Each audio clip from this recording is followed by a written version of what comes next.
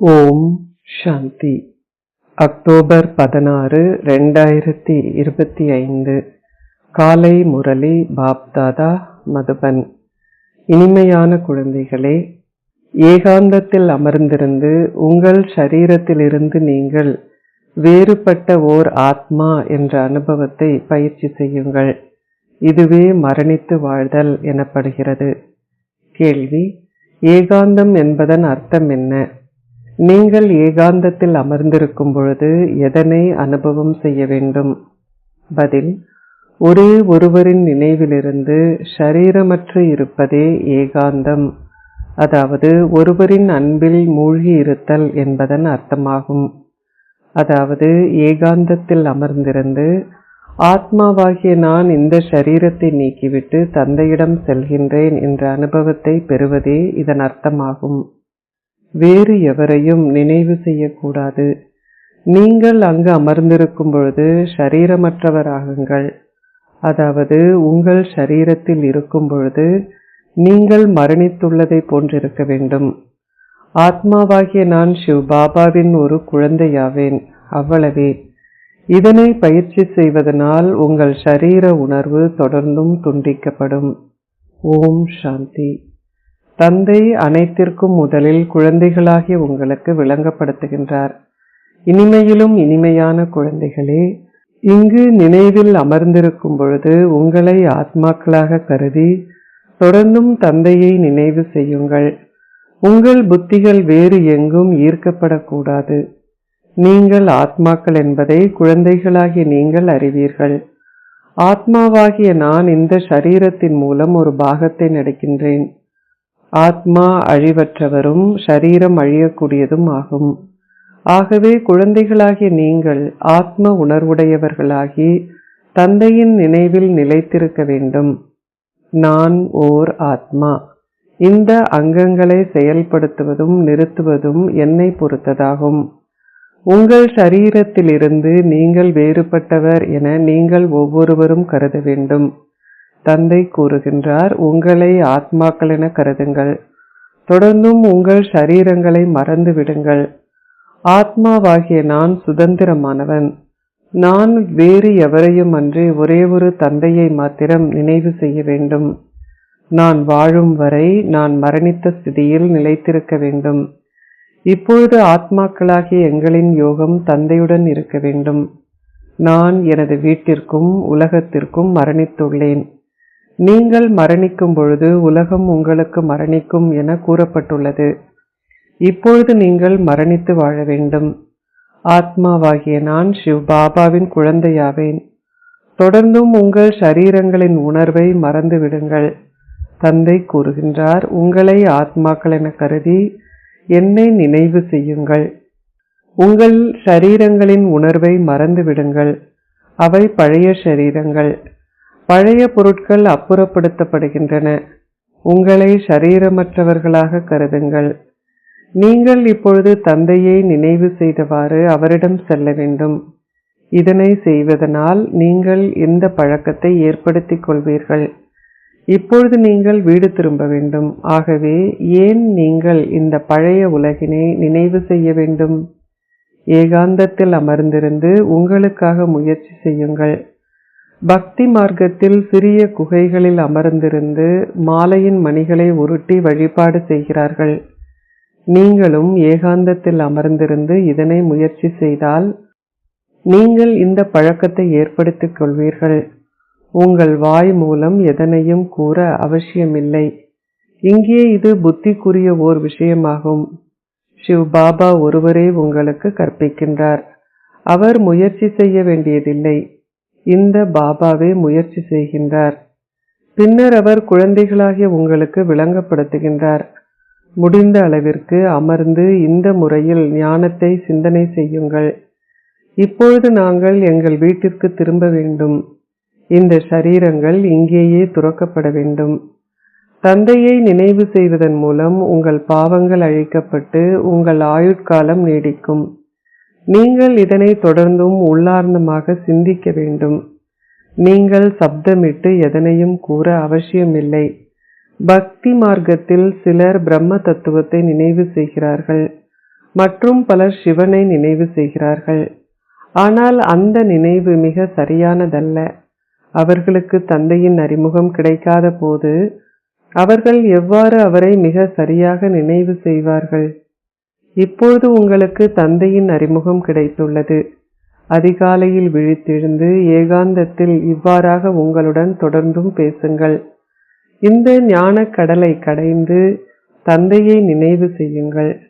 பாபா, உண்மையில் நான் இப்பொழுது உங்கள் மடிக்கு வர இருக்கின்றேன். இது ஆன்மீக மடியாகும். ஆகவே இந்த முறையில் உங்களுடன் பேசுங்கள். பாபா வந்துவிட்டார். ஒவ்வொரு சக்கரத்திலும் பாபா வந்து எங்களுக்கு ராஜயோகம் கற்பிக்கின்றார். தந்தை கூறுகின்றார், என்னை நினைவு செய்வதுடன் சக்கரத்தையும் நினைவு செய்யுங்கள். நீங்கள் சுயதர்ஷன சக்கரத்தை சுழற்றுபவர் ஆக வேண்டும். முழு சக்கரத்தின் இந்த ஞானம் தந்தையிடம் மாத்திரமே உள்ளது.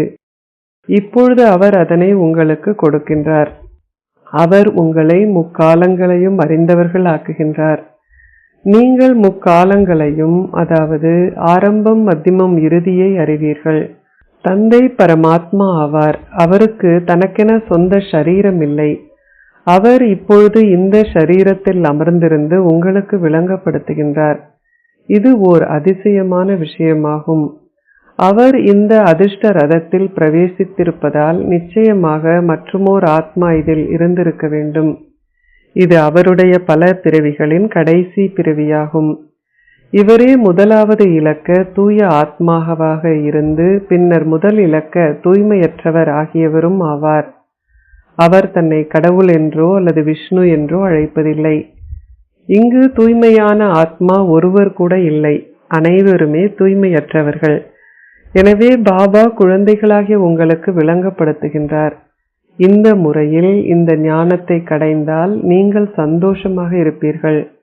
இதற்கு ஏகாந்தம் நிச்சயமாக தேவையாகும். ஒரே ஒருவரின் நினைவில் இருப்பதனால் ஷரீரமற்று போகிறது. இதுவே ஏகாந்தம் எனப்படுகிறது. பின்னர் இந்த ஷரீரம் துறக்கப்படும். சந்நியாசிகள் பிரம்மாண்டத்தின் அல்லது பஞ்ச தத்துவங்களின் நினைவில் இருக்கும் பொழுது அந்த நினைவுடனேயே அவர்கள் தங்கள் ஷரீரங்களின் உணர்வை துறக்கிறார்கள். பிரம்ம தத்துவத்துடன் கலப்பதே அவர்களுடைய ஒரே நோக்கமாகும். அவர்கள் அந்த விழிப்புணர்வில் மாத்திரமே அமர்ந்திருக்கிறார்கள். அந்த தபஸ்யாவில் அமர்ந்திருக்கும் பொழுது அவர்கள் தங்கள் ஷரீரங்களை துறக்கின்றார்கள். பக்தி மார்க்கத்தில் மக்கள் பெருமளவில் அலைந்து திரிகின்றார்கள். இங்கு அலைந்து திரிதல் என்ற கேள்வி இல்லை. நீங்கள் நினைவில் மாத்திரம் நிலைத்திருக்க வேண்டும். இறுதி நேரத்தில் வேறு எவருமே நினைவு செய்யப்படக்கூடாது. நீங்கள் உங்கள் குடும்பங்களுடன் வீட்டில் வாழும் பொழுதே இதனை பயிற்சி செய்வதற்கு நேரத்தை ஒதுக்க வேண்டும். ஒரு மாணவன் தனது கல்வியில் பெருமளவு ஆர்வத்தை கொண்டிருப்பார். இதுவும் ஒரு கல்வியே. நீங்கள் உங்களை ஆத்மாக்களாக கருதாது விட்டால் தந்தையையும் ஆசிரியரையும் குருவையும் மறந்து விடுவீர்கள். ஏகாந்தத்தில் அமர்ந்திருந்து இவ்வாறு இந்த ஞானத்தை கடையுங்கள். மும்முரமாக இருக்கும் குடும்பத்தில் உள்ள அதிர்வுகள் அவ்வளவு நல்லதல்ல. அதற்கு பதிலாக வேறு ஏதாவது ஏற்பாடுகளை செய்து முடியுமானால் ஒரு சிறிய அறையில் ஏகாந்தத்தில் அமர்ந்திருங்கள். குழந்தைகள் பாடசாலைக்கு சென்றதும் தாய்மார்களுக்கு பகலில் நேரம் இருக்கும். நேரம் கிடைக்கும் போது தொடர்ந்தும் இதனை பயிற்சி செய்யுங்கள். உங்களிடம் ஒரு வீடு மாத்திரமே உள்ளது. ஆனால் தந்தையிடம் பல கடைகள் இருப்பதுடன் அவற்றின் எண்ணிக்கை தொடர்ந்தும் வளர்கின்றன. மக்கள் தங்கள் வியாபாரம் போன்றவற்றால் கவலைப்பட்டு அதனால் நித்திரையை இழக்கிறார்கள். இதுவும் ஒரு வியாபாரமே ஆகும். பாபா மிகப்பெரிய பங்கு தரகராவார். அவர் அதிக அளவில் பரிமாற்றம் செய்கின்றார். அவர் உங்கள் பழைய சரீரங்கள் போன்றவற்றை புதிதாக மாற்றுகின்றார். அவர் அனைவருக்கும் பாதையை காட்டுகின்றார். அவர் இந்த வியாபாரத்தை செய்ய வேண்டும். இந்த வியாபாரம் மிகவும் பெரியது. வியாபாரிகள் தங்கள் வியாபாரத்தில் மாத்திரமே கவனமாக இருப்பார்கள். பாபா இந்த வியாபாரத்தை பயிற்சி செய்த பின்னர் உங்களையும் அவ்வாறு செய்யுமாறு கூறுகின்றார். தந்தையின் நினைவில் நீங்கள் நீண்ட நேரம் இருந்தால் நீங்கள் நீண்ட நேரம் விழித்திருப்பீர்கள். ஒரு வருமானத்தை சம்பாதிக்கும் பொழுது ஆத்மாக்கள் களிப்படைகிறார்கள். மக்கள் பணம் சம்பாதிப்பதற்கு இரவில் விழித்திருப்பார்கள். விசேஷ காலங்களில் தங்கள் கடைகளை முழு இரவும் திறந்து வைத்திருப்பார்கள். நீங்கள் மிகவும் நல்ல வருமானத்தை இரவிலும் அதிகாலையிலும் சம்பாதிப்பீர்கள். நீங்கள் சுயதர்ஷன சக்கரத்தை சுழற்றுபவர்களாகவும் முக்காலத்தை அறிந்தவர்களாகவும் ஆகுவீர்கள். நீங்கள் 21 பிறவிகளுக்கான செல்வத்தை சேகரிக்கின்றீர்கள். மக்கள் செல்வந்தர்கள் ஆகுவதற்கு முயற்சி செய்கிறார்கள். நீங்கள் தந்தையை நினைவு செய்தால் உங்கள் பாவங்கள் அழிக்கப்படுவதுடன் நீங்கள் பலத்தையும் பெறுவீர்கள். உங்கள் தலையில் பெருமளவு பாவசுமை இருப்பதனால் நீங்கள் நினைவு யாத்திரையில் அமர்ந்திருக்காது விட்டால் பெருமளவு இழப்பை அனுபவம் செய்வீர்கள். இப்பொழுது நீங்கள் சேமிக்க வேண்டும். ஒருவரை மாத்திரம் நினைவு செய்து முக்காலங்களையும் அறிந்தவர்கள் ஆகுங்கள். அரை கல்பத்திற்கான இந்த அழிக்க முடியாத செல்வத்தை நீங்கள் சேகரிக்க வேண்டும். இது மிகவும் பெருமதி வாய்ந்ததாகும். இந்த ஞான கடலை கடைந்து ரத்தினங்களை தேர்ந்தெடுங்கள். பாபா தான் செய்த முறைகளை குழந்தைகளாகிய உங்களுக்கு காட்டுகின்றார். சிலர் கூறுகின்றார்கள், பாபா, மாயையின் பல புயல்கள் வருகின்றன. பாபா கூறுகின்றார், முடிந்த அளவிற்கு சம்பாதியுங்கள். இதுதான் உபயோகமாக இருக்கும். ஏகாந்தத்தில் அமர்ந்திருந்து தந்தையை நினைவு செய்யுங்கள். உங்களுக்கு நேரம் இருந்தால் ஆலயங்கள் போன்ற இடங்களில் அதிக அளவில் சேவை செய்யலாம். நீங்கள் உங்கள் பேட்சை கட்டாயமாக உங்களுடன் வைத்திருக்க வேண்டும். அப்பொழுது நீங்கள் ஆன்மீக சேனை என்பதை அனைவரும் புரிந்து கொள்வார்கள். நீங்கள் சொர்க்கத்தை ஸ்தாபிக்கின்றீர்கள் என்பதையும் எழுதுகின்றீர்கள். அங்கே ஆதி சனாதன தேவி தேவதா தர்மம் இருந்தது. அது இப்பொழுது இல்லை. அது இப்பொழுது ஸ்தாபிக்கப்படுகிறது. லக்ஷ்மியும் நாராயணருமே உங்கள் இலக்கும் லட்சியமும் ஆகும். சில நேரங்களில் நீங்கள் இந்த டிரான்ஸ்லைட் படத்தை பேட்டரியுடன் நகரங்களுக்கும் கிராமங்களுக்கும் எடுத்து சென்று இந்த ராஜ்யத்தை ஸ்தாபிக்கின்றீர்கள் என கூற வேண்டும்.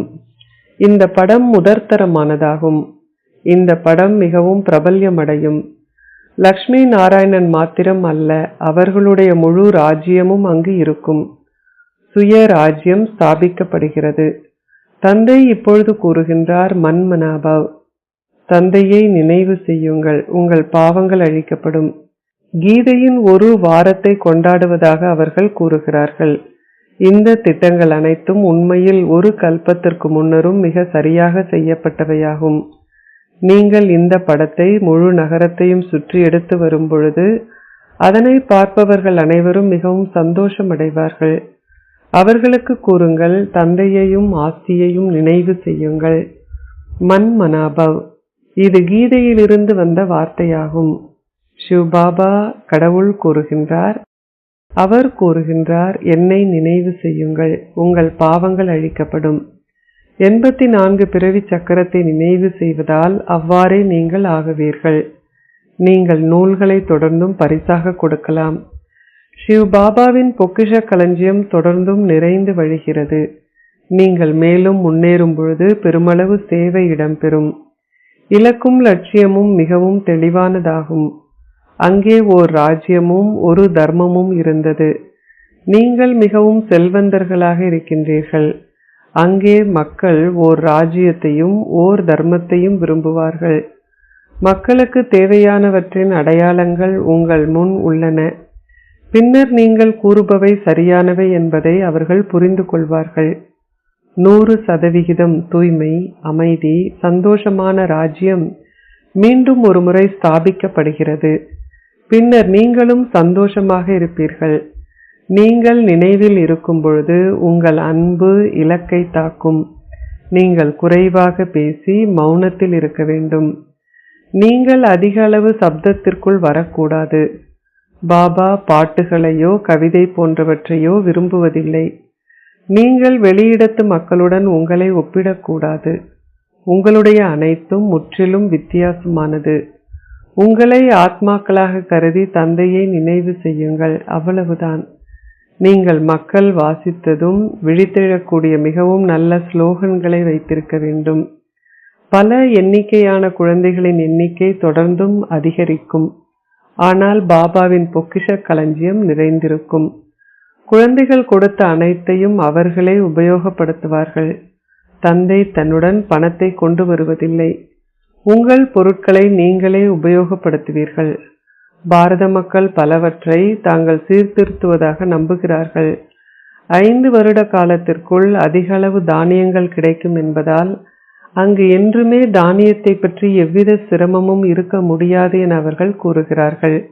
இருந்த போதிலும் உண்பதற்குரிய உணவு எதனையும் பெற முடியாத சூழ்நிலை வரும் என்பதை உங்களுக்கு தெரியும். தானியத்தை மலிவு விலையில் பெற முடியும் என்பதில்லை. குழந்தைகளாகி நீங்கள் 21 பிறவிகளுக்கான உங்கள் ராஜ்ய பாக்கியத்தை பெறுகின்றீர்கள் என்பதை அறிவீர்கள். நீங்கள் இந்த சிறிய கஷ்டங்களை சகித்து கொள்ள வேண்டும். கூறப்பட்டுள்ளது, சந்தோஷத்தை போன்ற போஷாக்கான உணவு வேறு எதுவும் இல்லை. கோப கோபியர்களின் அதீந்திரிய சந்தோஷமும் நினைவு கூறப்படுகிறது.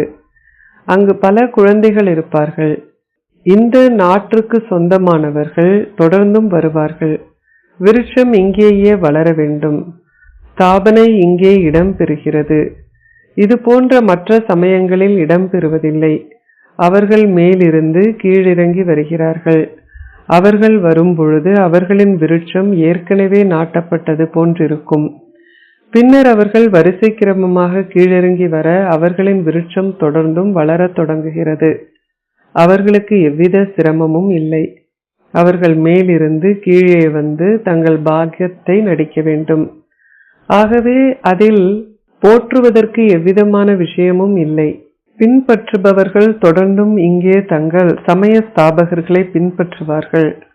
அவர்கள் சத்கதி அடைவதற்கு என்ன கற்பித்தல்களை கொடுப்பார்கள்? எதுவுமே இல்லை.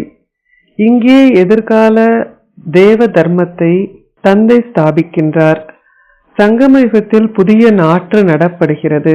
முதலில் ஒரு ஜாடியில் நாற்றப்பட்ட நாற்று பின்னர் மீண்டும் இடம் மாறி நிலத்தில் நாற்றப்பட்டு அங்கே அது தொடர்ந்தும் வளர்கிறது.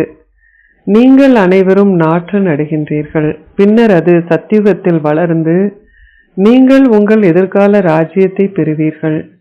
நீங்கள் ஒரு புதிய உலகை ஸ்தாபிக்கின்றீர்கள். 100,000கணக்கான ஆண்டுகள் இருப்பதாக சமய நூல்கள் கூறுவதினால் கலியுகம் பல வருடங்கள் நீடிக்கும் என மக்கள் நம்புகிறார்கள். கலியுகம் இன்னமும் 40,000 வருடங்கள் இருப்பதாகவும் பின்னர் தந்தை வந்து ஒரு புதிய உலகை உருவாக்குவார் எனவும் அவர்கள் நினைக்கிறார்கள். கீதையின் கடவுள் நிச்சயமாக இருக்கின்றார் எனவும் இது அதே மகாபாரத யுத்தம் எனவும் சிலர் நம்புகிறார்கள். நீங்கள் அவர்களுக்கு அவர் ஸ்ரீ கிருஷ்ணர் அல்ல என கூறுங்கள். கிருஷ்ணர் 84 பிறவிகளை எடுக்கின்றார் என தந்தை விளங்கப்படுத்துகின்றார். ஒரு பிறவியின் அங்க அடையாளங்கள் அதே போன்று அடுத்த பிறவியில் அமைவதில்லை. எனவே எவ்வாறு கிருஷ்ணர் இங்கு வருவார்? எவருமே இந்த விஷயங்களை பற்றி சிந்திப்பதில்லை.